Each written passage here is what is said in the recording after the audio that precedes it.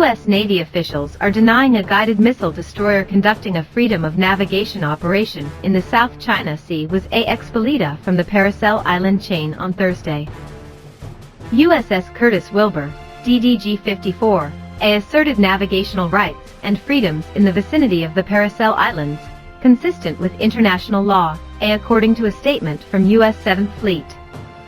Claimed by China, Vietnam and Taiwan, the Paracels have been under Chinese control since the 1970s and been heavily militarized over the last decade.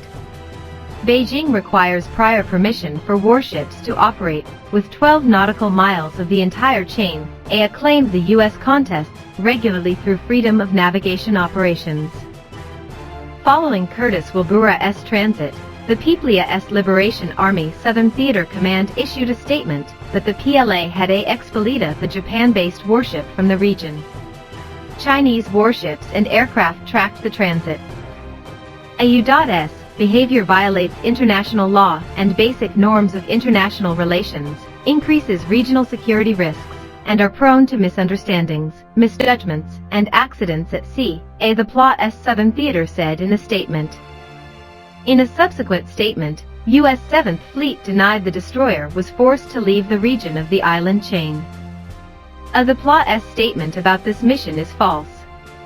USS Curtis Wilbur was not expellida from any nation's territory.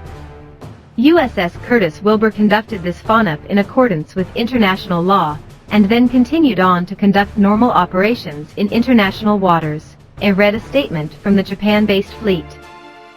The PLA's statement is the latest in a long string of PRC actions to misrepresent lawful U.S. maritime operations, and asserts its excessive and illegitimate maritime claims at the expense of the Southeast Asian neighbors in the South China Sea. The PRCA's behavior stands in contrast to the United States' adherence to international law and our vision for a free and open Indo-Pacific region.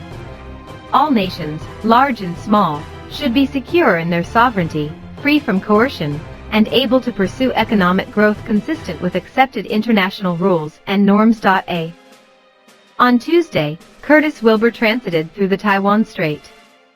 Beijing said the transit was sending wrong signals to the Taiwan Independencia forces, deliberately disrupting and sabotaging the regional situation and endangering peace and stability across the Taiwan Strait. Thursday's operation follows a speech from President Joe Biden at the Coast Guard Academy, in which he called out Russia and China for subverting international norms. A long-standing, basic maritime principles like freedom of navigation are a bedrock of a global economic and global security. When nations try to game the system or tip the rules in their favor, it throws everything off balance, Biden said. It is of vital interest to America's foreign policy to secure unimpeded flow of global commerce. And it won't happen without us taking an active role to set the norms of conduct, to shape them around democratic values, not those of autocrats.